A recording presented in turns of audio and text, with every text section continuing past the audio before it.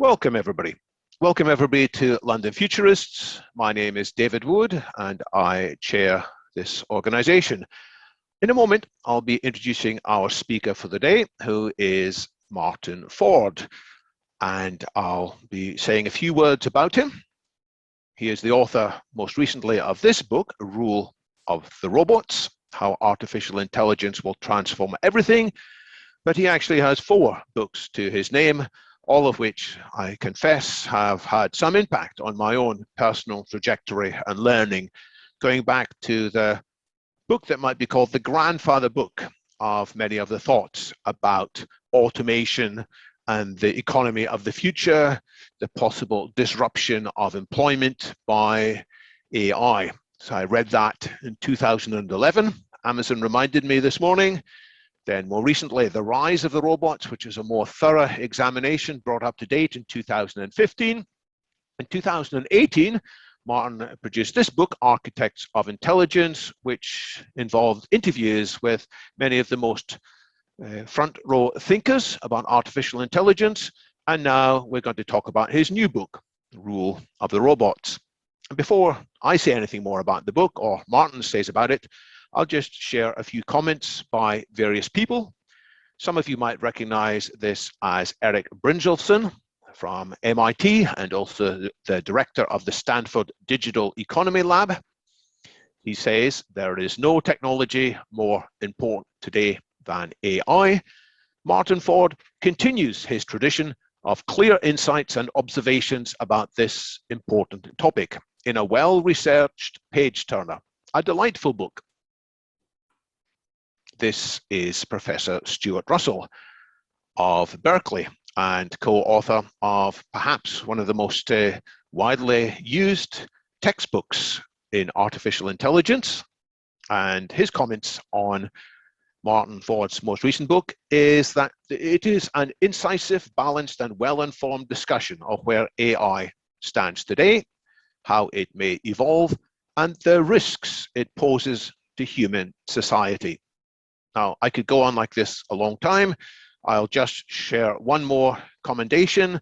This is by another big brain in the world of AI and also the philosophy of science, Judea Pearl, winner of the Alan Turing Award and co-author of the book of Why. He says, writing about the future of robotics is a dangerous endeavour. Martin Ford navigates this challenge admirably with an exceptional blend of depth, rigor, and clarity. And I say amen to all of these commendations. Martin Ford, welcome to London Futurists. The floor is yours. Thank you. It's great to be here, and thank you all for coming. I'll just kind of give you a brief overview of what I tried to do with the book. I don't want to spend too much time on this. I'd rather, have conversation and answer questions. The basic theme of the book is that artificial intelligence is becoming a systemic general purpose technology. I argue that it's ultimately going to be something almost like electricity in terms of its reach, its impact. It's going to be a technology that essentially touches every aspect of our lives. It's going to scale across the entire economy, every employment sector, every industry, every institution, every aspect of the economy, culture, society. So it really, ultimately, I think, will be almost like electricity in terms of the breadth of the impact it has. At the same time, while that is a useful analogy in thinking of the reach of this technology, there are obviously important differences between artificial intelligence and electricity. Electricity is an extraordinarily stable, sort of a commodity resource that it doesn't matter where you access it. It's pretty much the same everywhere, and it doesn't change over time. You would have gotten the same electricity basically in 1950 as you have today. Obviously, artificial intelligence is completely different. It is vastly more dynamic, and as I argue in the book, it's going to continue to accelerate in its capability relentlessly, ultimately, perhaps quite possibly reaching human level intelligence or even beyond. So it's going to be a much more dynamic, disruptive force than electricity, but it is going to be essentially like electricity in terms of its reach. So I think that right there should tell you that this is going to be probably the most consequential technology that humanity ever creates in the long run. So I think it's going to be an extraordinarily powerful force that literally is going to shape the future on almost every level. So I think it's just an incredibly important topic. If you've read any of my previous books, you know that they primarily focused on the impact on the job market of technologies like AI and robotics. And this is a much broader take on AI than that work. That constitutes basically one chapter in this book. But the rest of this book is really a much broader take on the implications of artificial intelligence. So that's the central argument in the book. And what I try to do is kind of weave together a fairly coherent look at AI in all its aspects, sort of based on that theme. One thing that I do that I think is very important is I have one chapter that really focuses kind of on separating hype from reality, because I think it's possible for two things to be true at the same time. On the one hand, AI is going to be this incredibly disruptive, powerful force that, you know, is going to be, I think, ultimately our most consequential technology. But on the other hand, it is also true that there's a lot of hype up and sensationalism out there. You know, there's a lot of inflated expectations in terms of what is really going to be possible in the relatively near term. So for example, if you look at robotics and self-driving cars are certainly one technology that has clearly been overhyped. I mean, you know, you've had, since the advent of that technology back in 2009, you've had people saying that within 5 years or so, we're going to have these fully autonomous cars. And obviously that hasn't happened. It's turned out that the challenge has been much more difficult than many people anticipated. And what I try to do in the book is convey the sense that that is largely because self-driving cars are operating in an unpredictable environment. You know, they're out on the open road, the public road, where virtually anything can happen. So that you could have a self-driving car that is 99% effective, 99% perfect, and that would actually be better, you know, be worse than having nothing, because that last 1% would be ruinous in terms of the number of incidents you would have if you had thousands of those cars on the road. So that's what makes it extraordinarily difficult. So the contrast I draw is between self-driving cars opening on public roads as being, you know, an extraordinarily unpredictable and difficult environment to operate in. Compare that, for example, to an Amazon warehouse, where you've got a very controlled environment. You know, Amazon can basically completely control that environment. It can separate the robots from the people. It can control the flow of work through the warehouse. And in this environment, I think the story is going to be entirely different. Already, you've got hundreds of thousands of robots operating in those warehouses. And right now, what you have is workers that do the things that the robots can't do, which is primarily the stowing and the picking or retrieving operations. In other words, putting items on inventory shelves, which are actually moving around, carried by robots, and then retrieving those items and fulfilling orders for customers. And the reason people are doing those tasks is that they require visual perception and dexterity, hand-eye coordination, things that robots so far are not good at. But that's something that's going to definitely change over the next 10 years or so. You know, Jeff Bezos said a couple of years ago that within 10 years, he expected to have a robotic hand. So we're going to see those environments become a lot less labor intensive, you know, within probably just a few years. So the contrast I'm drawing there is that in some areas where you have a more controlled, predictable environment, you're going to see rapid acceleration, both of artificial intelligence and robotics. But in other areas where it's completely unpredictable, it's going to take much longer. And you know, that chapter gives many examples that sort of support that. Beyond that, I spend a lot of time talking about the technology of deep learning in particular.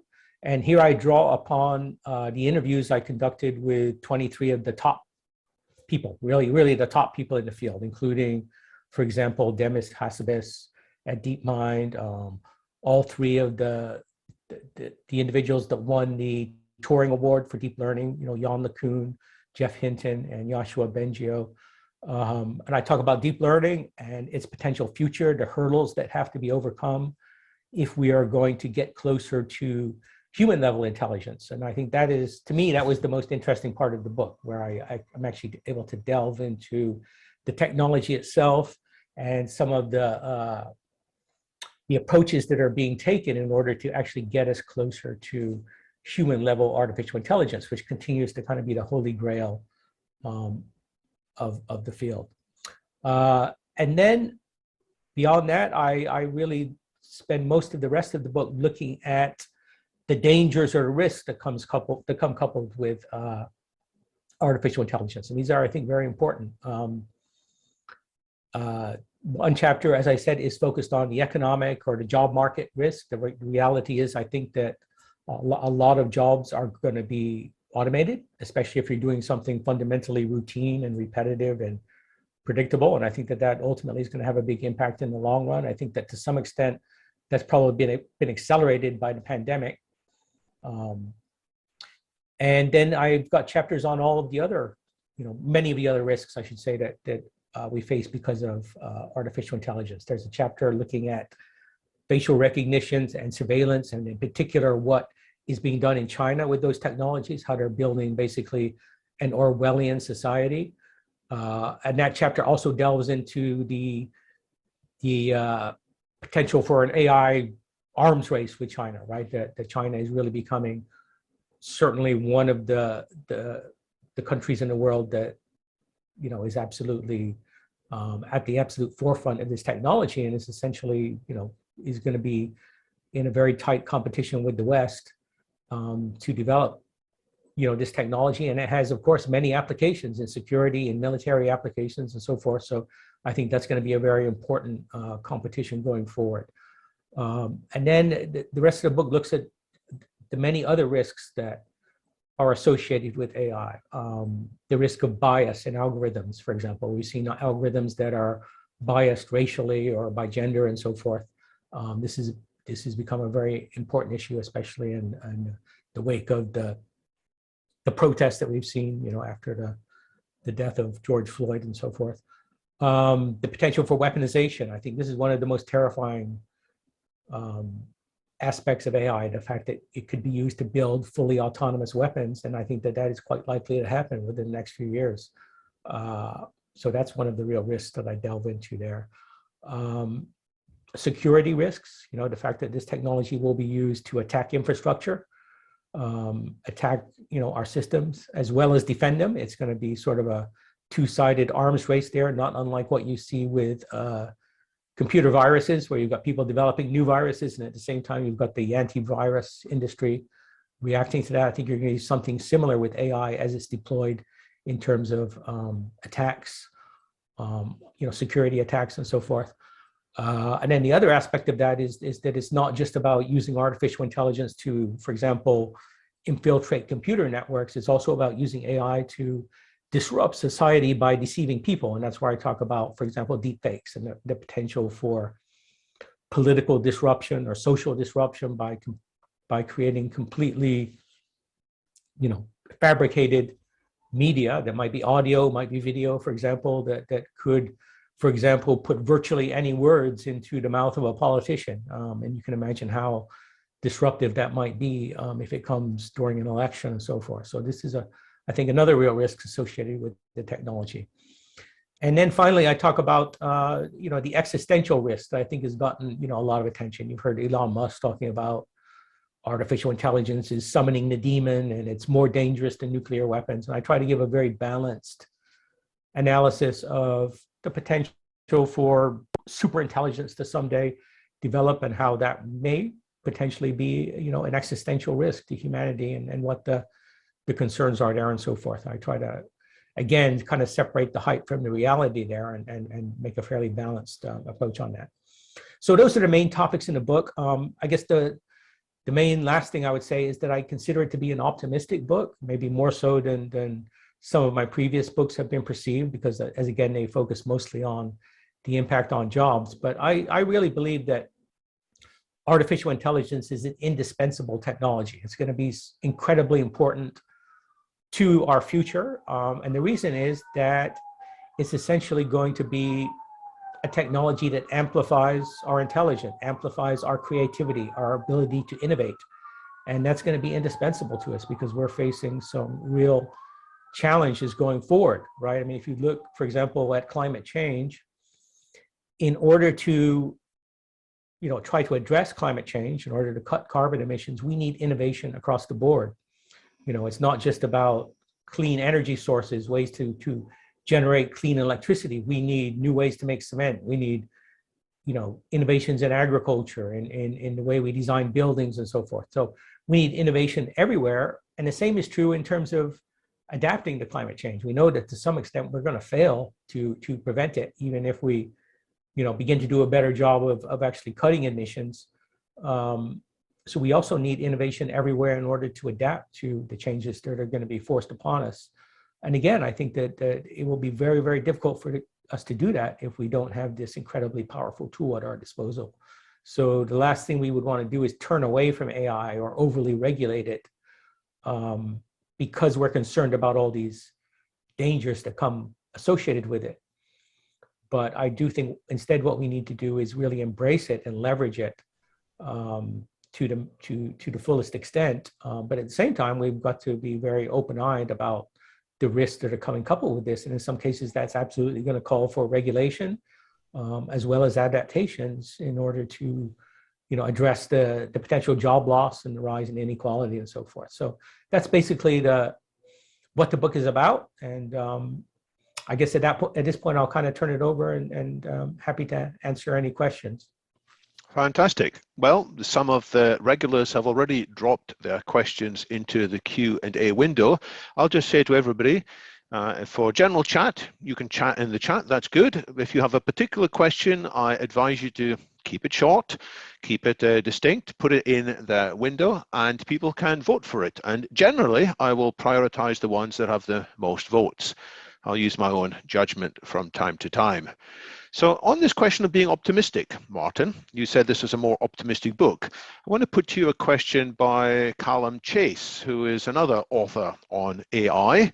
He's written about the economic singularity, amongst other things. He says he hasn't yet read your recent book, but he thinks highly of your 2015 book. But he says that it was unclear there what the positive scenario would be for a post-jobs world. So can you say more about what this positive scenario would be? For example, you said before that American politicians are terrified to even utter the word tax unless it is immediately followed by the word cut. So any ideas of having a guaranteed income would be unfeasible for the foreseeable future. So what is your positive vision there? Well, I agree that having a guaranteed income is politically a tremendous challenge, although I would argue that it has become less so than it was when I wrote that first book in 2015. When I wrote that, it really was kind of unimaginable to me that anytime soon we would see this, even though I was arguing for it. But since then, we've seen a number of developments. UBI has gotten a lot more attention. One thing that's certainly been very important is that you may be familiar with Andrew Yang's campaign for president in the United States, and that really put the topic on the radar. He's got this huge online following that is now very much in favor of this. And that's still not, that doesn't mean that it's going to happen anytime soon, but it's a big change from 2015. I think also the pandemic led to programs that in some ways are not unlike a basic income, right? We saw in most countries incredible levels of government support. In the United States, you had stimulus payments paid directly to people, and there were actually calls. I know that Kamala Harris, for example, actually called for these payments to be ongoing. So there were calls out there to actually make this income kind of on a routine monthly basis. And in the United States, you now see child tax credit payments that are not unlike a regular basic income. So I think we're definitely moving in that direction. So I think there is certainly reason to be optimistic about that. At the end of the book, I lay out two possible scenarios going forward, and the optimistic scenario is like Star Trek, right? If you've ever watched Star Trek, you know that is kind of a post-scarcity economy in society, right? Where people don't have to work. That's some, drudgery that they dislike in order to eat and have a roof over their heads. And I think ultimately that's the optimistic scenario where we can kind of decouple, income from work perhaps, but we can do it in a way that still leaves people fulfilled, that gives people dignity and continues to keep them motivated. Whereas the dystopian outcome, it would be more like I said, like the Matrix, where not that AI is going to enslave us like in that movie, but that the real world will become so unequal that it really won't offer a path towards success for most people, and therefore most people will kind of disengage with the real world. Perhaps on some level they'll maybe enter virtual reality, which is of course going to get dramatically better in the coming years and decades, or maybe there'll be drugs or other things to distract them, but where we'll enter this kind of dystopian scenario where a very large percentage of our population is essentially disengaged from reality and not really participating in the real world. And I think that could lead to some very unfortunate outcomes. So that's a real risk, I think, that we could become so unequal that most people just don't see a reason to engage. So that's one thing I think at all costs we want to avoid. But I do think there's reason for optimism that we can get on that more optimistic path. On the subject of Andrew Yang's campaign on UBI, I noticed in his own most recent book, which I was looking at this morning, Forward, he does credit 3 people with making him think about UBI. One of them is the Dutch writer Rutger Bregman, and one of them is you, Martin. So he gives a big shout out up front. I forget who the third one is, so I apologize there. So you've had an influence there. I'll give Callum a quick follow-up, because his view is that UBI has become less conceivable since COVID, not more. It was tried successfully, sure, he says, but it has been proven to be unaffordable for more than a year or two. So as we are in Britain, for example, we've had these furlough schemes here. Now everybody's saying we have to stop them, we have to stop them. The country is going to go bankrupt. So do you have a response to that? Well, again, I think that this is an idea for the future. And I think that I've always thought it probably is going to start at a relatively low level. It might just be a very small payment that everyone receives, and it might need to be means tested to some extent. I think it's really important to not means test a basic income on the basis of active income at relatively low levels, because one of the primary advantages of it is that you don't create a disincentive for people to work or start a business or do something productive. And it's important to know that the programs that we saw in regard to the pandemic and most of our other social safety nets are basically given to people that aren't working, that don't have jobs. In fact, with the pandemic, we didn't want people to work, right? So we actually created an incentive for people to not work, which is exactly the opposite of what we do with a basic income program. So that's the reason, for example, that we created an incentive for a lot of people to drop out of the workforce. But I agree that politically it's a big challenge. Fiscally, it's a great challenge. You definitely will need new tax revenues in order to support it. You'll need widespread political support for it.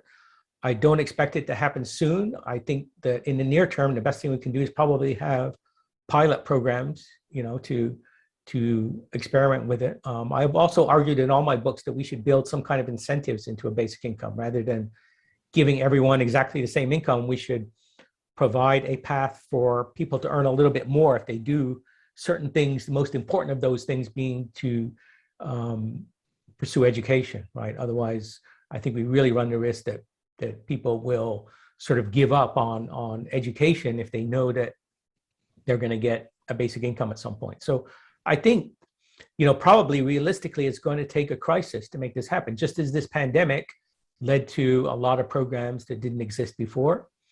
Someday, if we really get into a scenario where it becomes really clear that jobs are disappearing as a result of automation, then I think it'll be an entirely different political atmosphere, right? and at that point, a lot of these ideas are going to become a lot more feasible. And how quickly might some of that climate change? For example, you talked about the significance already of robots in warehouses, that Amazon had pioneered the way there, and it was changing the work of what humans did in these warehouses. But there's still a role for humans there. And I think in your book, you actually said that the number of employees in these warehouses has gone up. But how is this likely to change? Because you also talk about forthcoming improvements in robots to make them more dexterous, to make them more able at doing the few tasks that humans are still doing in there.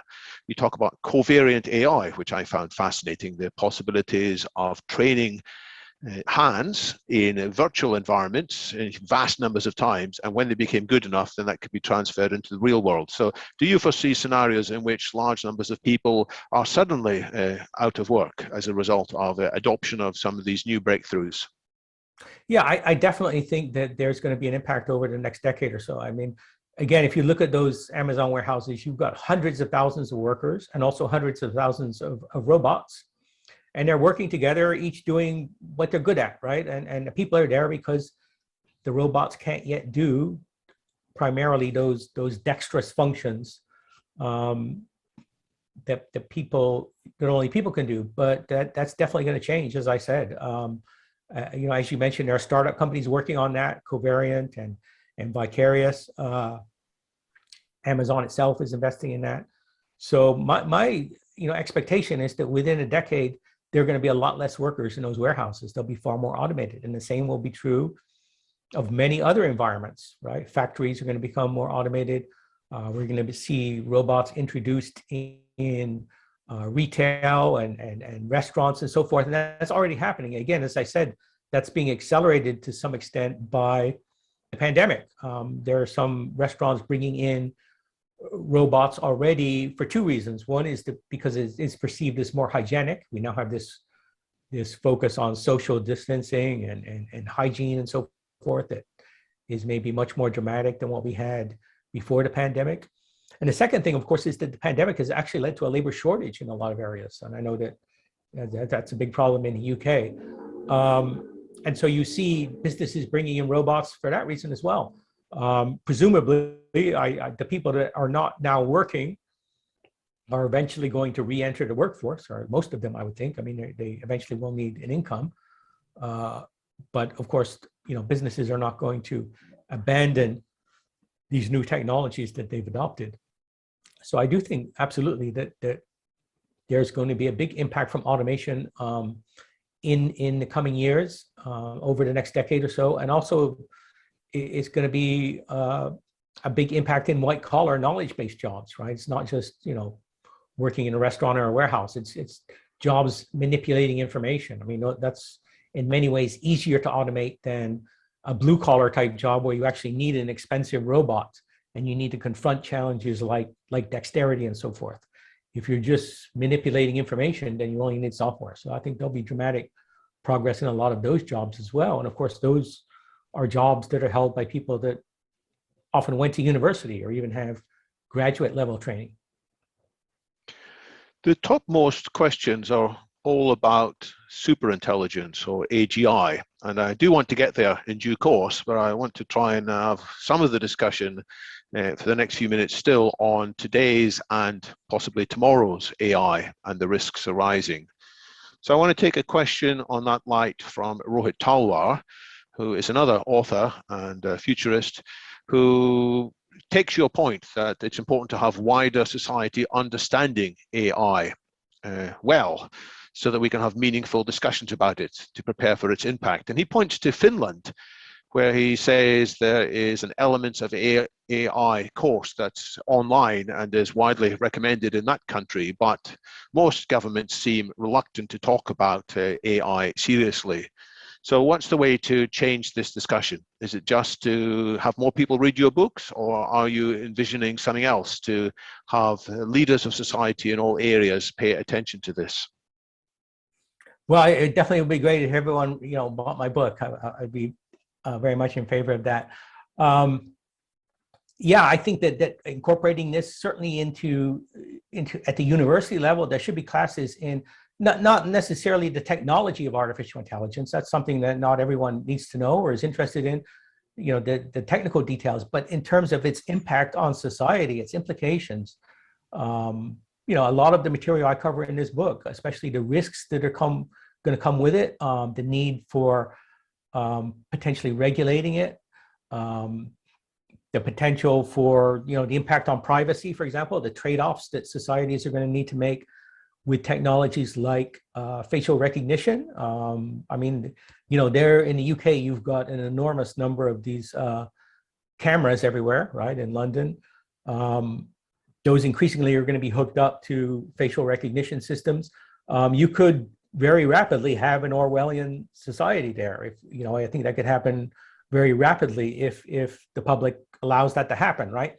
So that's a trade-off that you're going to need to make. On the one hand, these technologies do provide benefit in terms of lowering crime rates, catching criminals, catching terrorists, and so forth. But at the same time, there's a risk to privacy. These are all issues that the public needs to be informed about, and people need to be prepared to engage in discussions, as well as the potential impact on the job market, right? We were just talking about, basic income and how it's going to be an enormous challenge to ever have a program like that. Well, part of the solution is educating people on what this technology potentially means, right? So I think that certainly at the university level, we should have a lot more coursework in the implications of this, which again, I think this is going to be the most consequential technology that humanity creates, probably. So yes, people should be educated on it at every level and understand its implications. And how do you answer the criticism that's often raised that people have been predicting for a long time that technology would put people out of work, but so far people keep finding new jobs to do? Yeah, that's the sort of the standard criticism, and it's certainly absolutely true. And the real question that I sort of confront in all my books is the question: is this time different? And people, for good reason, are skeptical of that, especially economists. But what I would say is that it really is, I think, anchored in the fact that this is a systemic general purpose technology that's going to impact everything. Now, if you look at the history of automation, one of the most dramatic examples of it would be the mechanization of agriculture, right? It used to be that in most countries like the United States, at least half of the people, maybe more than that, were working on farms. If you go back to, say, the late 1800s. So millions and millions of those jobs were vaporized, right? They disappeared when you had tractors and combine harvesters and all of this equipment come along. And that did create disruptions. Those people lost their jobs and they went to cities and they were unemployed for a while, and there was lots of social disruption. But of course, what happened is that eventually most of those people found jobs in factories because you had this rising manufacturing sector. And later on, those factories also automated, or maybe they offshored to other countries. And then those people transitioned again to the service sector. And that's in countries like the UK or the United States, most people now work in the service sector, the vast majority of people. But what you've seen over time is that, I would point to two things. One is that the technologies have impacted kind of on a sector by sector basis. So first it was agriculture, then it was manufacturing, so that people move from one sector to another. And the second thing is that even as people move from jobs in one sector to another sector, that most people, or at least half of people, a very large percentage of our population, continue to do things that were fundamentally routine and predictable. So, you can imagine someone working in the field, right, in agriculture, doing routine work every day. And then you can imagine later, maybe in the 1950s, a person working in a factory, standing on an assembly line, doing very routine things. And today, you can imagine someone perhaps working in a warehouse or in a retail shop, maybe scanning barcodes, doing something fundamentally routine. So the point is that a large fraction of our workforce is doing, essentially very predictable routine work. And it's certainly changed. The nature of that work has changed, and the employment sector of that work has changed, but it has remained fundamentally predictable. But we're now at a point where all of that type of work, regardless of what industry it's in, is going to disappear as a result of this new technology that's coming on board.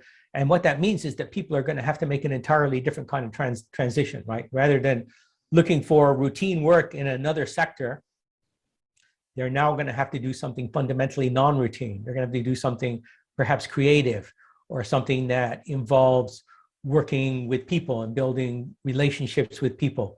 And I think some people will make this transition, assuming that there are a sufficient number of those jobs out there.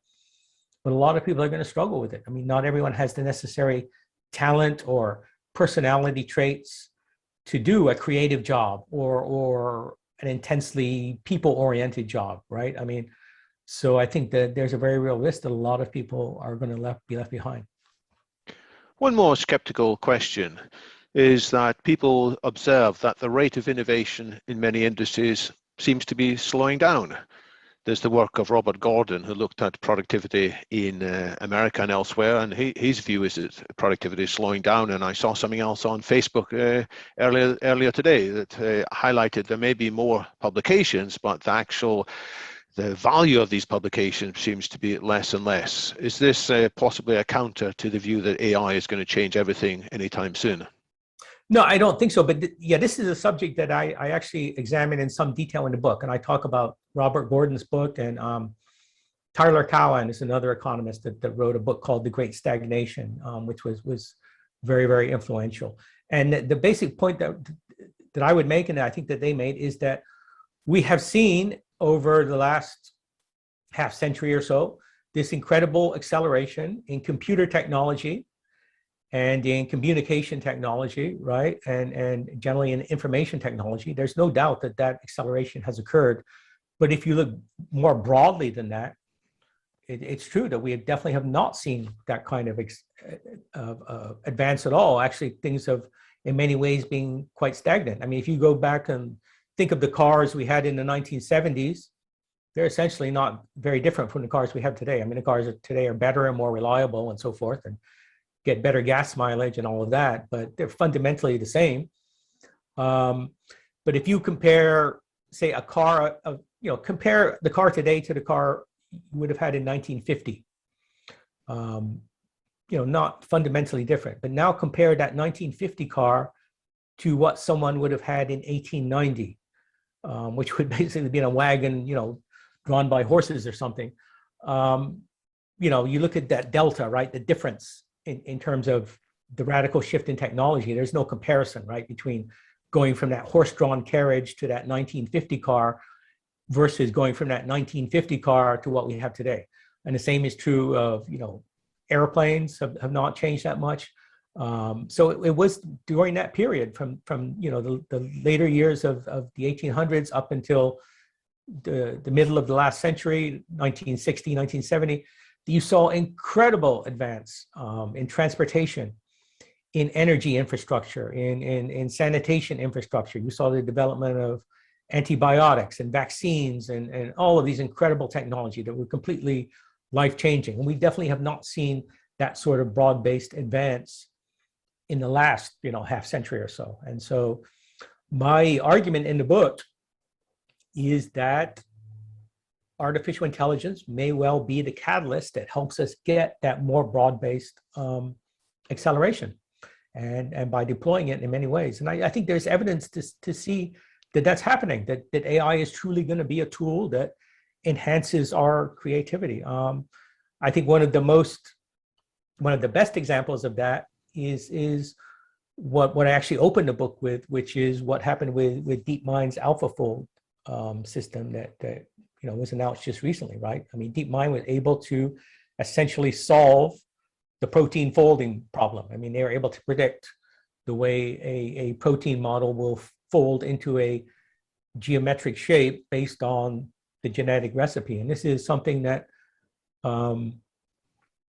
scientists have been working on for at least 50 years. And they were able to, within just a couple of years, develop a system that solved that. And I think that's probably the first dramatic example of how AI is truly going to be leveraged in the field of science and engineering and so forth to begin to produce innovation. So I think it's going to be an incredibly important tool. That's why I say I think it's going to be indispensable. So it's an example of possibly solving a logjam. There is a logjam in drug discovery. It takes more and more effort to bring new drugs to the market. But if the technology of AlphaFold and some follow-ups are successful, it will allow much more to be investigated in silicon before it can be applied with more confidence in vitro and then in vivo. Exactly right. I mean, drug discovery is just one area where artificial intelligence is already being leveraged. There have been already some new drugs discovered, a new antibiotic, for example, that I talk about in the book. But of course, it's not that. It's many areas. I'm actually involved in a startup company myself that is working on atmospheric water generation. In other words, harvesting water directly from the air. And this also uses, this technology also uses some chemicals, and the team working on it used AI, machine learning, to discover some of the chemicals that they're using in this process as well. So I think it's going to be innovation across the board. And hopefully that will get us off this undeniable stagnation that we have seen in many areas over roughly the last half century or so. So I'm very hopeful that AI is going to be the tool that gets us off that technological plateau and gets us, seeing innovation really in many, many different areas. A question from an anonymous attendee is wondering about the potential for AI to improve lie detecting and therefore make things easier in both politics and society in general. So he or she has seen evidence that AI can be used to figure out when people are being deceitful or not. Is that something you're optimistic about, or do you worry about, on the contrary, fakes being more difficult to spot and more people being roused and indignant and taking hasty actions? Yeah, I mean, that's an example of a technology that might be useful if it's applied very carefully, right? I think certainly, there's no doubt that artificial intelligence is advancing in the arena of what's called emotional AI, where AI systems are able to read people's emotions, understand their emotions. But it's a tricky area, isn't it? You can imagine that kind of technology being, again, deployed in very dystopian ways, right? I mean, imagine you're in a business negotiation and someone, without your knowledge, deployed some sort of system to take advantage of you, right? To read your emotions or whether you're being truthful and all this kind of thing, in order to get advantage in a negotiation, for example, would be just one example. And of course, you can also imagine advertisements, for example, that play on people's emotions. AI that can read us, in ways, and then get us to act in certain ways or buy things in certain. So these are all possibilities that arise from the potential for machines to understand, to really get inside our minds, whether it's looking at whether we're being truthful or how we feel at a particular moment. And that again, I think that has some really dystopian potential. So this is, again, an area where we definitely need regulation, right? This is an area where the public needs to be involved in a conversation about this technology and how it might potentially be deployed. Any mention of regulation raises some hackles. Some people will say that politicians' involvement is almost always detrimental, that they will be regulating based on their understanding, which is out of date. When the senators and Congress men and women interviewed Mark Zuckerberg, many of them were clearly unaware of what was actually going on inside his company. So is regulation something you can honestly advocate, or mightn't we end up worse than we are today? I mean, I think regulation is going to be indispensable. It's certainly true that it has downsides. There are lots of issues associated with regulation. You have regulatory capture and all of that. What I would say, though, and what I say in the book, is that I don't think that regulation can happen directly through the Congress or the Parliament, because, as these politicians don't have the necessary understanding, right? So I think what we're going to need is a dedicated agency, right, to head that. Just as you know, in the United States, we've got the Federal Aviation Administration that administers, you know, aviation. We've got the Food and Drug Administration that regulates, you know, food and drugs. We've got the Securities Exchange Commission that regulates trading on Wall Street. You've got counterparts to all of those in the UK, and each of those are agencies that, you know, have deep knowledge, right, of the field that they're regulating. I mean, they are able to make rules. They're able to act much more rapidly than a legislative body would be able to, and they have the necessary expertise. And it is true that, you know, there are concerns with those agencies. In the United States, we've got what's called the revolving door, where, you know, people will work in industry and then they'll go work in one of these agencies in government. And so you've got issues where companies have a lot of influence. They're, you know, what you would call regulatory capture and so forth. And if we had an AI agency focused on, you know, regulating the different aspects of artificial intelligence, we would have those issues for sure. Companies like Google and Facebook would be enormously influential in terms of those, you know, how the agency would operate. There would be people moving between those companies and the agency, and these are concerns, but I really don't see an alternative. I mean, if you're just going to say, well, we're not going to have any regulation at all, well, you've already got very clear concerns, right? You've got, for example, algorithms being used in very high stakes scenarios, deciding should a person get a job, should their resume be reviewed, deciding, in some cases in the United States, they're actually used by the court system to decide if a person should be, you know, released or held in jail. And yet these algorithms have in many cases shown to be biased, right, on the basis of race or on the basis of gender and so forth. I mean, I don't think that's an acceptable scenario as a society, right? The same thing with facial recognition systems and so forth. You know, who decides where it's acceptable to deploy these systems and what the limitations are? And this is going to require regulation, right? I don't think there's any way around that. So I think the best way to do it is going to be to have a dedicated agency to formulate those rules. And I say that fully cognizant that there are real issues and dangers with having that kind of agency, but I don't see an alternative. Is such an agency just a twinkling in your eye, or do you see any evidence of seeds for it starting? That if a politician were to come to you tomorrow and say, here, create such an agency, would you have some things to put into it, start off with some resources from around the world?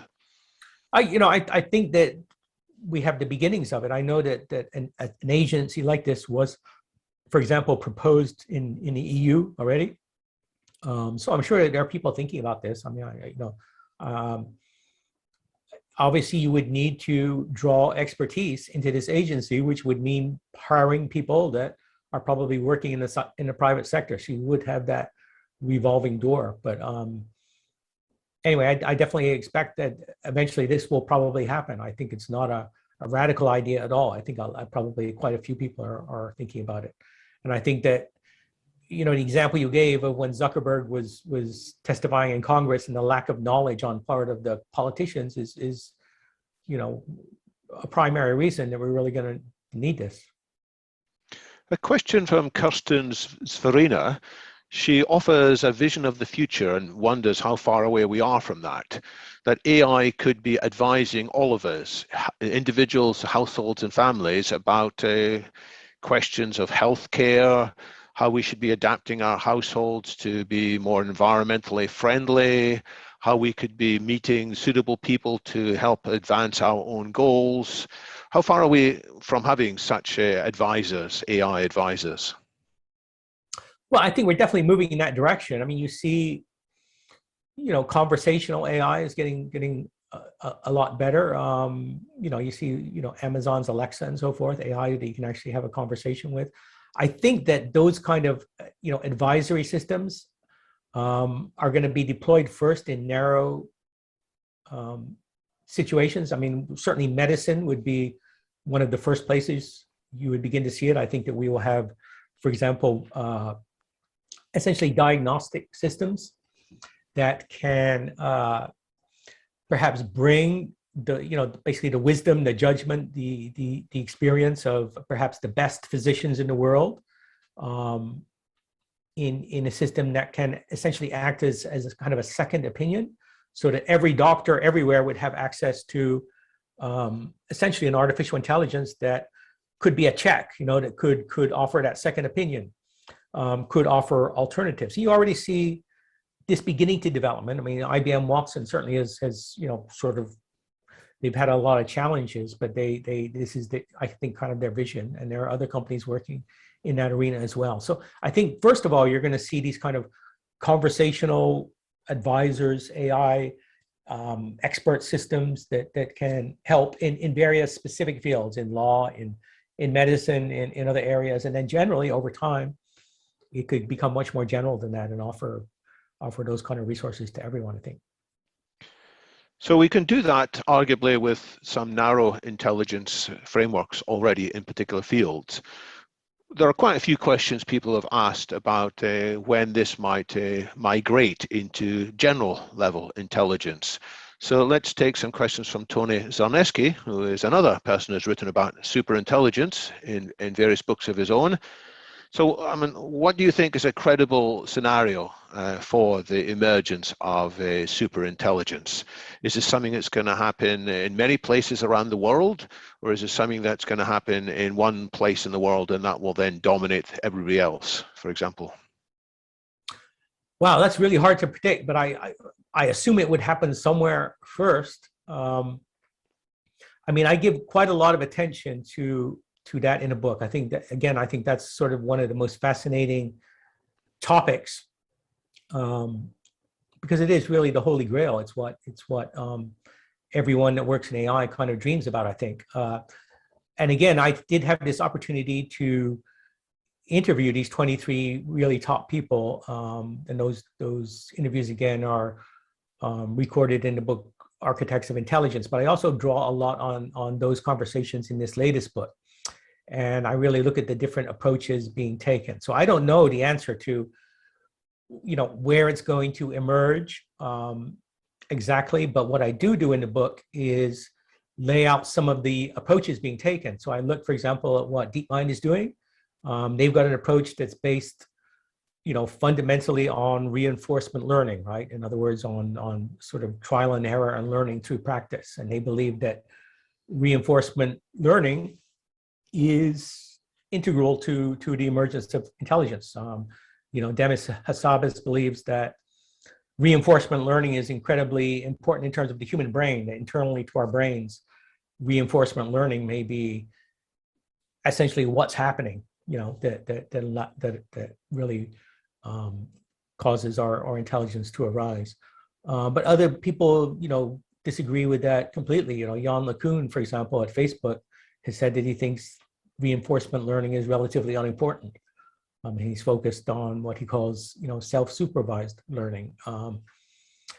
There are, other approaches based on large language models like OpenAI is doing.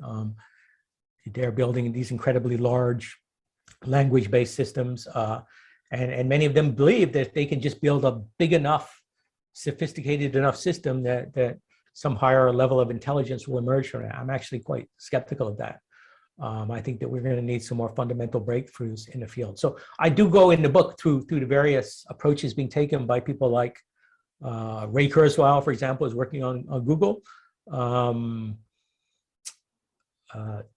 David Ferrucci? Yeah, David Ferrucci, the guy that did IBM Watson, is taking another approach. He's got a startup company called Elemental Cognition. So I go through that as well. So look at these different approaches, and I think it's really a fascinating topic. But there definitely are some real hurdles that we need to overcome in order to get to that human level AI, and there's not a lot of evidence that that's going to happen in the very near future, I would say.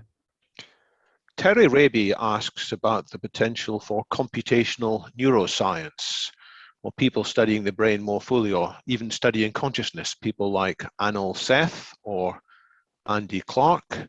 I'm not aware of all of that work myself.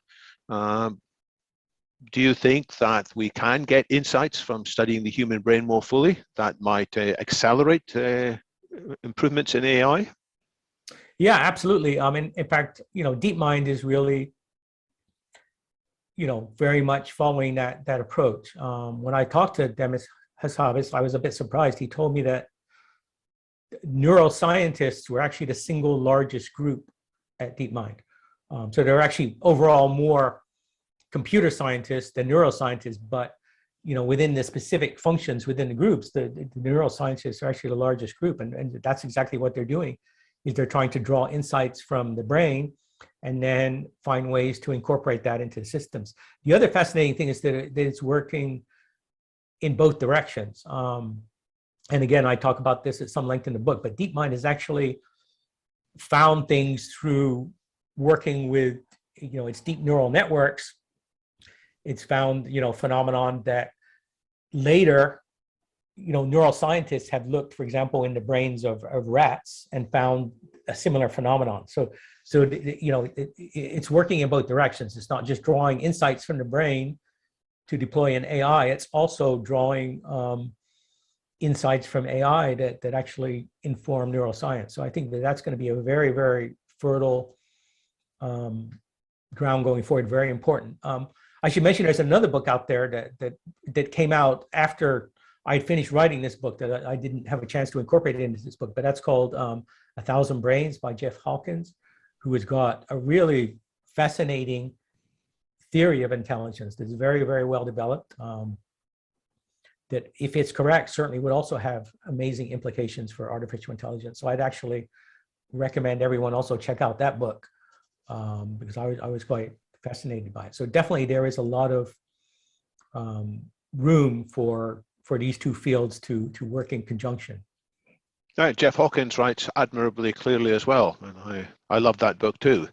And I was impressed that he did think that there's a particular structure, a repeated structure throughout the brain, his cortical columns. The reference to, 100,000 brains or whatever, that there are multiple independent processing units, but they all have basically the same structure. And if we can understand that enough, then it would leap forward our ability to have true intelligence, true artificial intelligence. So in light of all these different approaches, where are you in possible timing for the advent of artificial general intelligence? I know that the various people you interviewed for your previous book came out with predictions that were all over the place, and they tended to be further out than the ones that Nick Bostrom had surveyed in his book, arguably because you were speaking to the true experts in the field, whereas Nick Bostrom is often interviewing people with less central roles. But as I understand, the mean estimate for the people who are prepared to actually pick a number was something like 80 years into the future. Whereas if you looked at the median estimate, it was a little bit closer, maybe 60 years in the future. Is that something you feel comfortable with, or do you think there are scenarios in which there could be an acceleration of breakthroughs in which we could have something like artificial general intelligence sooner than 60 years from now? Yeah, I mean, it's definitely possible. I mean, as you say, the mean guess was about 80 years. So in other words, basically the end of this century. But there's incredible variation in the guesses. And these were, again, the top people. I mean, the two extreme guesses that I got, or estimates, whatever, predictions, whatever you want to call it. Ray Kurzweil has been saying for years and years now that he thinks 2029 will be the year that we have human level artificial intelligence, right? Which is now only 8 years away. So that's an extraordinarily aggressive prediction. I personally would be very, very surprised if that happens. I think that's too soon. But Ray is adamant about that, and even has a bet with Mitch Kapoor. Yeah, with Mitch Kapoor that will happen. So, I mean, he's very much on board with that. Another person I talked to is Rodney Brooks, who's one of the top roboticists in the world, and he thinks he said it would be about 180 years. That was his guess. So almost 200 years. So that gives you some sense of the variation, even among people that are really the very top people in the field, right? That there's some people saying it's 10 years, 20 years, and other people saying it's 200 years. So Obviously, I don't know the answer. If I had to guess myself, I might say 50 years. As I wouldn't really expect it to happen before then, but it's certain, you can't discount the possibility that it could happen much more rapidly than that. The people at OpenAI, believe that their particular approach, based on just scaling to larger and larger neural networks, is going to be effective. And if that's true, then they should be able to get there, much sooner than 50 years or something, right? I'm skeptical of that myself, but I don't, my expertise is not at the same level as these people I talk to. So I have to defer to them to some extent, right? So I would just say that we should definitely be prepared for it to happen a lot sooner than we might expect, but at the same time, it could take a very, very long time. Well, in that case, let's feed in a question from Rohit Talwar, because he points out that many companies have got commercial reasons to either hype their potential AI solutions, or maybe even to hide what they're doing and say, no, it's not going to happen anytime soon. You politicians don't need to get involved in this. So how can we get to a more balanced and measured discussion of both the potential and the risks, not just of today's AI, but of that forthcoming AGI or ASI? Well, I think that there are some organizations, right, that exist that are very much focused on that. One of the most important ones is Nick Bostrom's Future of Humanity Institute at Oxford, right, is really focused on these issues. I mean, it's a tricky problem, right? I mean, you may have read the media, you've heard about some internal conflicts between DeepMind and Alphabet, right? The owners, in terms of the ethics board that they have, and what they're concerned about maintaining control of the technology. Apparently I've heard the DeepMind people are concerned that Google is going to gain control of this and so forth. So yeah, I mean, there are definitely issues. And again, I think maybe there's some aspects of regulation there. I'm generally not in favor of regulating artificial intelligence research. I think it's important to regulate applications of artificial intelligence. But it is true that there's going to be a dramatic competition between different companies, but also between countries, right? We should keep in mind that a lot of this is happening in China, right? That China is absolutely at the forefront of this as well. And whatever we do, it's very hard to have transparency in terms of what's happening in China, right? So to some extent, we're going to have to live with the fact that this may well remain obscure to us until this technology actually emerges. So I do think that that's one good reason to want it to happen somewhere in the West, right? In the United States or in the United Kingdom, in a country that does have democratic standards, right? Rather than perhaps in China. So that's one reason that I think that we really need to take this sort of AI race seriously and continue to invest in this field. But isn't there a possibility that those regions which are regulated, put more barriers in place, will slow things down, whereas in China, there is, as you explain in your book, there is a free interchange of ideas written into the constitution, indeed of the whole country, between commercial private companies and the military region. And the military sphere has got lots of money to apply in this as well. Whereas in the Western world, many companies say, well, we are not happy with our resources being used for military purposes. We don't want military money, thank you very much. So is there a risk that despite our good intentions, we will, by our actions, allow China to develop the world's first artificial general intelligence? Yeah, I mean, it's a risk that I worry about. And it's, in that particular, what you're referring to there, it's not just the potential to develop AGI, but really utilizing artificial intelligence in military and security applications, right? This is going to be an incredibly powerful technology, for military applications, right? I mean, it's going to give an advantage. So we really can't afford to lose that race either. And the pushback there is coming not so much from companies, but from the employees at companies, right? It's at Google, for example, Google had a few relatively minor contracts with the Pentagon, and it led to an employee revolt, right? The employees who were tend to be very left-leaning, of course, don't want, Google to involve in these projects. They don't want their work to be used in these ways. Whereas in contrast with that, as you said, in China, it's actually written right into the Chinese constitution that the commercial sector has to cooperate with the People's Liberation Army. So yes, that creates an asymmetry. Obviously, this is the West, it's free. People that work for Google or other companies absolutely have the right to express their views, right? But at the same time, we really can't afford to divorce, our most advanced companies, our most advanced research labs completely from the military and security applications. Are we really going to be at an advantage? So yes, I really do worry a lot about the competition with China and the focus that country is putting on this technology. I mean, it goes right up to Xi Jinping, right? He gave an address and people saw books on artificial intelligence on his bookshelf. I mean, he's pretty engaged with this, right? The country has made an absolute commitment in terms of resources that they're pouring into this. They have a goal of being the world leader by 2030. So, we need to take that very seriously, I think. This is not a technology that we can afford to fall behind. And where are you with the notion of banning killer robots? I notice on YouTube where there is some discussion as well. Mike Diverd has just said quickly, ban killer robots. And this is such a dangerous thing that we should be intervening to prevent military enabling autonomous lethal weapons.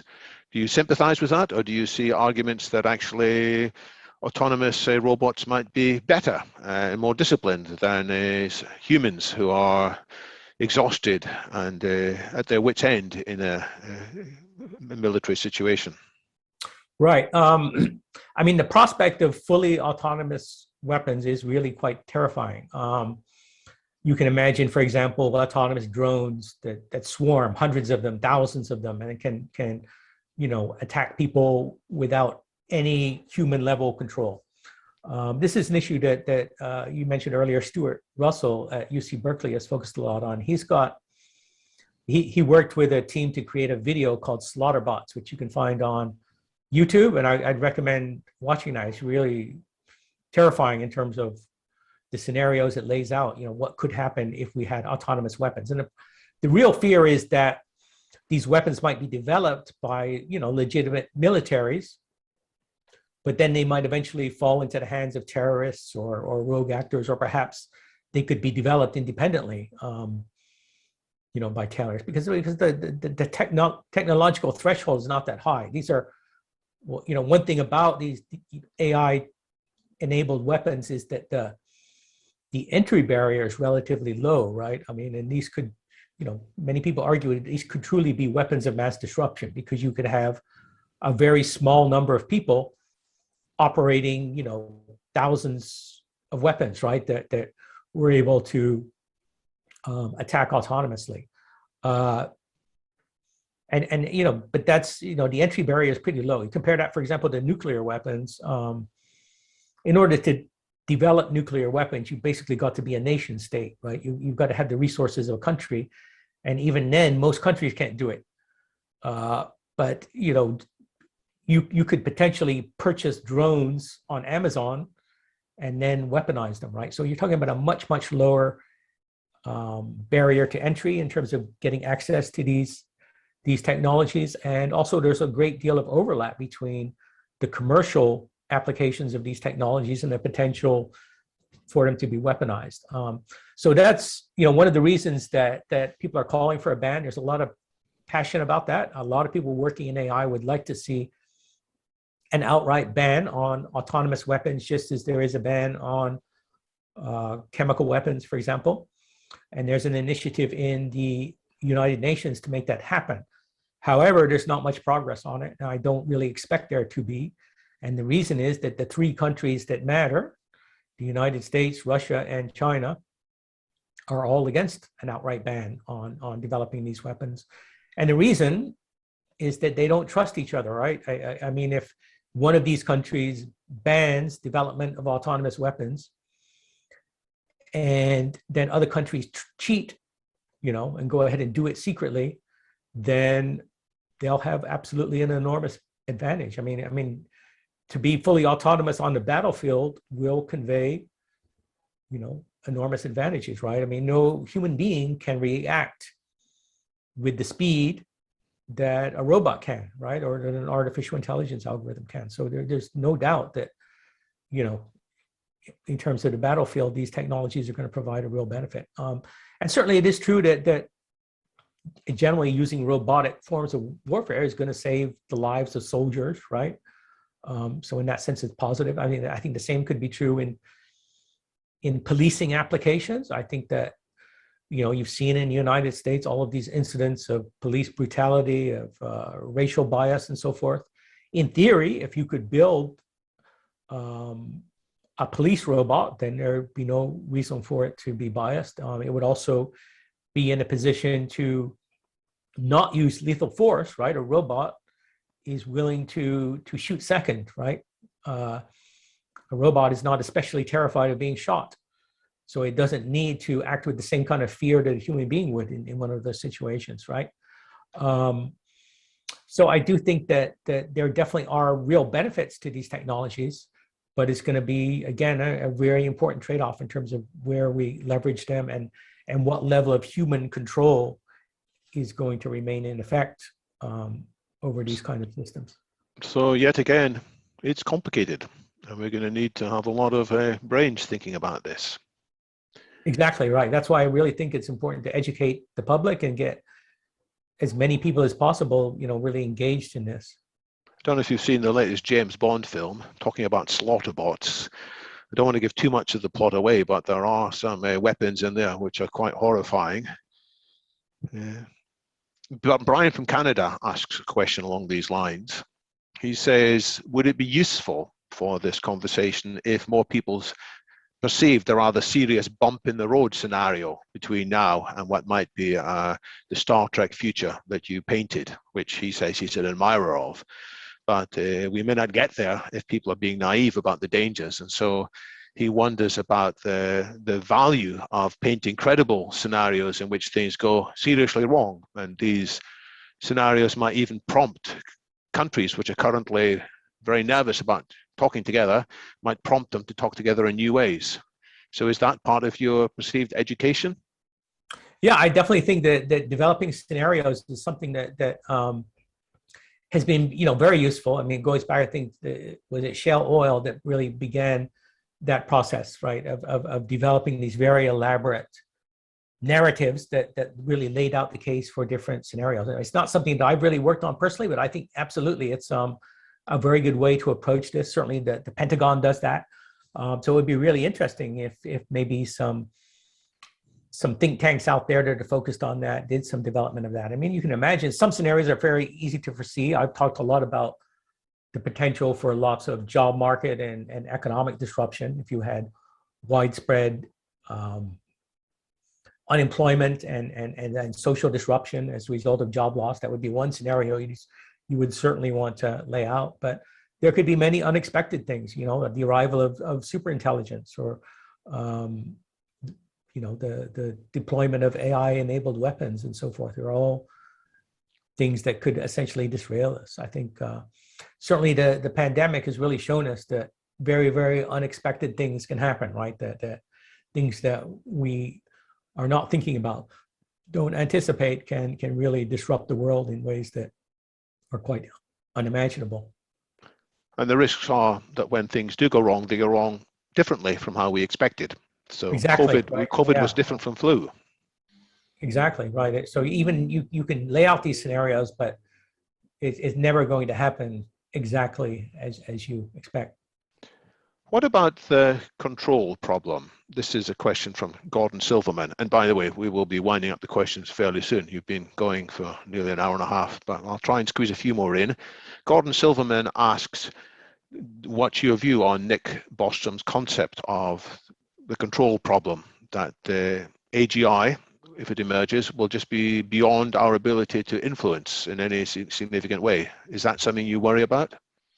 It is something that I take seriously. I have kind of I guess I occupy, I guess, what you might call kind of a middle ground on this question. I mean, many of the people that I talk to, again, these very, the very elite AI researchers, I would say the majority of them are fairly dismissive of this concern. I mean, Andrew Ng is famous for saying that it's like worrying about overpopulation on Mars, right? Before we've even sent the first, manned spaceflight to Mars, right? And I think to some extent there's some truth to that. You are talking about something that I think very clearly is going to occur in the relatively distant future. I mean, at a minimum decades from now. It is also true that a lot is going to happen between now and then, and we're going to know a lot more than we know now when we're at that point, right? So I think there are reasons to, be a bit skeptical that it's a sure thing that the system is going to get out of our grasp, but I think it is definitely something that's possible. But what I also say is that putting too much focus on this now is really a distraction from the issues that we really do have to worry about right now, right? I mean, we've talked about weaponization, bias in algorithms, threats to security, threats to privacy. These are things that we are absolutely going to have to deal with within the next year or two. I mean, this is happening very rapidly. To some extent, it's already upon us. Whereas superintelligence definitely lies much further in the future. So what my feeling is that I think what Nick Bostrom is doing, at the Future of Humanity Institute is great. There are really smart people there working on this problem. The same is true at various other organizations. You've got here in California, there's an organization called the Machine Intelligence Research Institute and so forth that is working on similar problems. I think that's great, but I think that's probably an appropriate allocation of resources. I don't think that we want governments focused on this. We don't want politicians tweeting about the dangers of superintelligence. I think it's better to keep it relatively focused in these academic arenas with a relatively small number of very, very smart, engaged people thinking about these issues. I think that's a good thing, but I wouldn't engage the public more widely or invest huge resources in this at this point. Arguably, we have already got a control problem. Already some of the algorithms that's running on YouTube or Facebook or Tencent's WeChat in China and elsewhere already need more control, and they're difficult to control. So here I'd like to feed in a question from David Appleyard, who suggests that in the spirit of the phrase, physician heal thyself, could AI be used to help control and regulate AI itself? Is it something that may be targeted and well-defined AI, maybe without a mega brain, but with a narrow scope, could be used to help oversee what more larger and more possibly rogue algorithms might do? I mean, that's possible. It depends, of course, on how it all develops. That sort of, I guess there's a little bit of a chicken and the egg problem there, right? You're kind of assuming that you have this more powerful AI first, which the right people are able to leverage to use to control other AIs or something. So, I mean, it's a possible scenario, but I don't think we could necessarily bank on that. But again, there are a lot of important approaches being taken here. I mentioned earlier Stuart Russell. He's also written a book on exactly this topic, how to build, safer artificial intelligence. And his focus is on the idea that the way we build these systems today, they all have an objective function, right? In other words, they have some mathematical goal that is built into the system. And the risk that people worry about is that as a super intelligent system pursues that objective, it might do things that we don't anticipate or things that are harmful for us. And then we wouldn't be able to get that system back under control. So what Stuart Russell argues is that we should build AI systems that in fact don't have a specific objective, that instead essentially interrogate us, right? That are built to maximize human preferences and desires. In other words, they're built in such a way that they would actually converse with us to understand what we really want. and then operate according to that objective rather than being specifically, programmed to do something very specific initially. So these are the kinds of approaches that I think are being talked about among the experts in terms of developing AI systems that will be safer in the future. And I think that that's really important work. Well, thanks.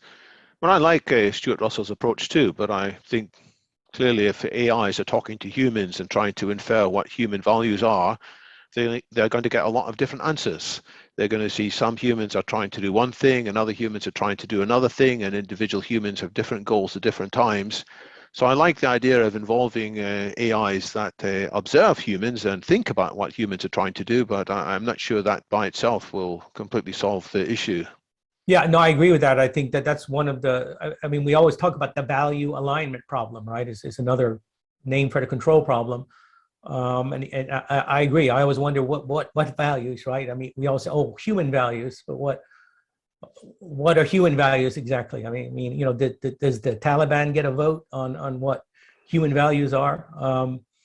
So it really matters a lot where these systems are developed, and the values of the people that develop them, I think. And that, again, that's one reason that I really worry about that race with other countries like China, right?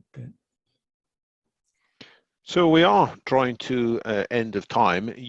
There are lots of fascinating questions still in the Q&A. I think you've covered quite a few of them, which is why I haven't asked all of the ones that are top of the list. I will later send you a digest of the questions, Martin, just in case there's something that sparks you to think of new thoughts. There's no obligation to reply. I will take a question from Antonio Urquiza, who asks a general question about, given what you've pointed out, the inexorable advance of AI, and it might go slower sometimes and faster other times, what should we be doing and what should we want our leaders to do to help us to manage these issues more sensibly and for a better outcome? Well, I think, again, we need more education in terms of what this technology is going to be capable of so that more people can engage in this discussion. I still, I don't think that people truly recognize just how disruptive artificial intelligence is likely to be in the future. So we definitely need more smart people thinking about this. And I do think that, again, certainly at the university level, we should be teaching more courses on the implications of this technology. And then again, I do think there's going to be a role for governments to begin to deploy regulation, to create that agency that I spoke of earlier, so that we can adapt to these changes. And I think that that's something that we should be doing relatively soon, because we're going to begin to see the impact of this technology very soon.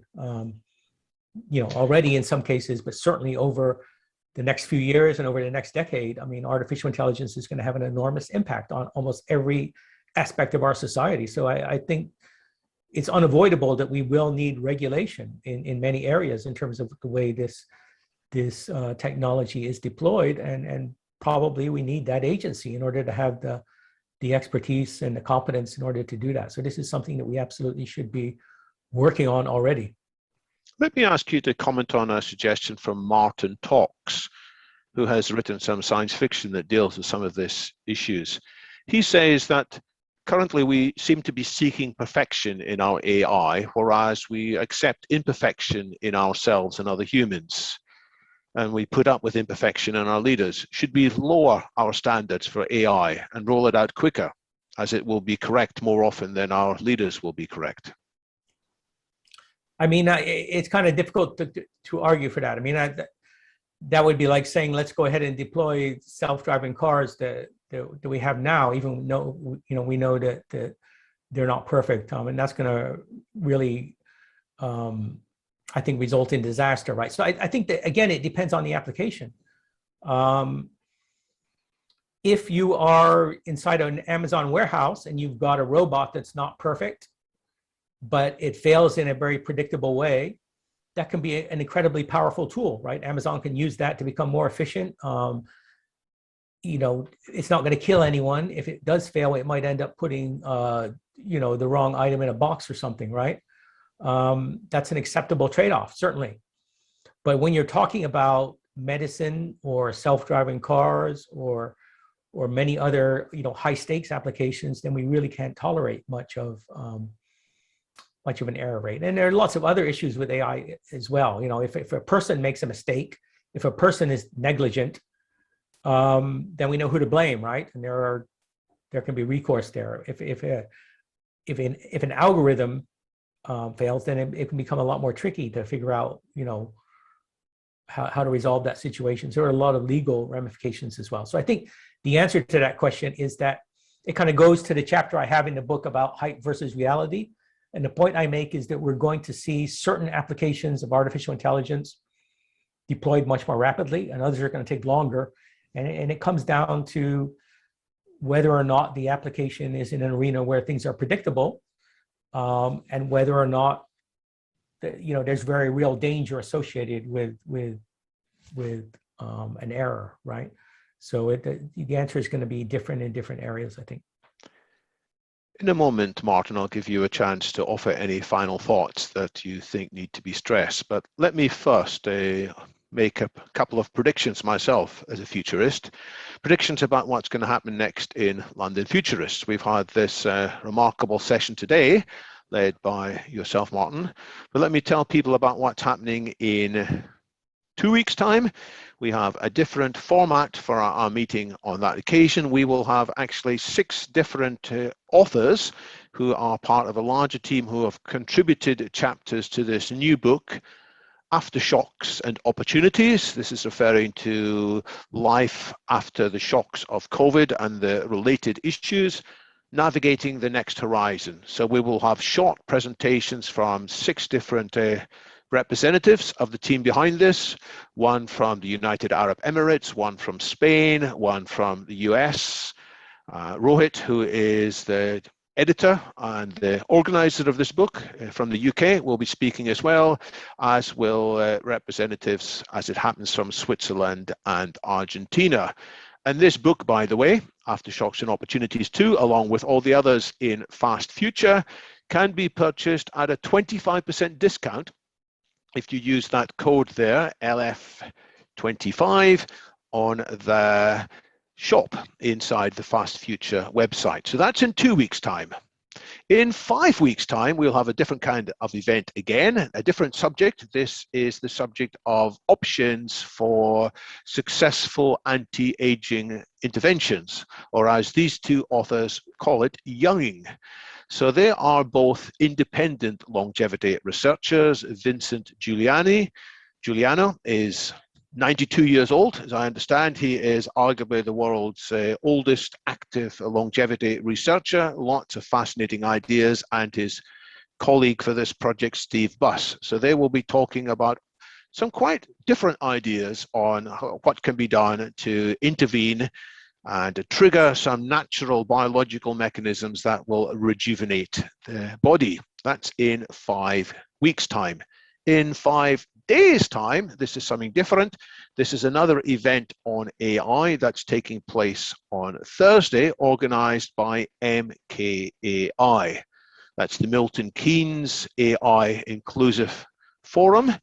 And just as London Futurists nowadays extends well over the world and isn't constrained to London, MKAI has a vibrant international community. And there will be a session there you can see between 5 and 7 o'clock, in which we will be discussing, some of us, including myself and including S.B. Divya, fascinating science fiction writer, and a number of ethicists and technologists. How will we be using artificial intelligence in 20 years? Find the details on mkai.org. That's in 5 days' time. In half an hour's time, this is starting. It is looking at AGI, and the details there are on the AGI-conf website, agi-conf.org. It's a 4-day conference, and 1 day is already gone. That day was quite technical papers, but today, starting at 6 o'clock UK time, live streaming, which can be accessed for free via links on that side. You will see speakers, including Ben Gutzel from Singularity Net, and others from many companies, some of whom we've touched on in this discussion, will be sharing their views as to the prospects and opportunities and risks of AGI. So that's running from 6 until midnight tonight, and indeed into the small hours of the morning. And it continues 2 more days as well, with many distinguished speakers. So I look forward to that as well. That brings us back to today's event. I found this discussion to be fascinating and timely. Thank you so much, Martin, for giving your time early in the morning. What would you like what would you like the audience and viewers to have in mind as the close of this session?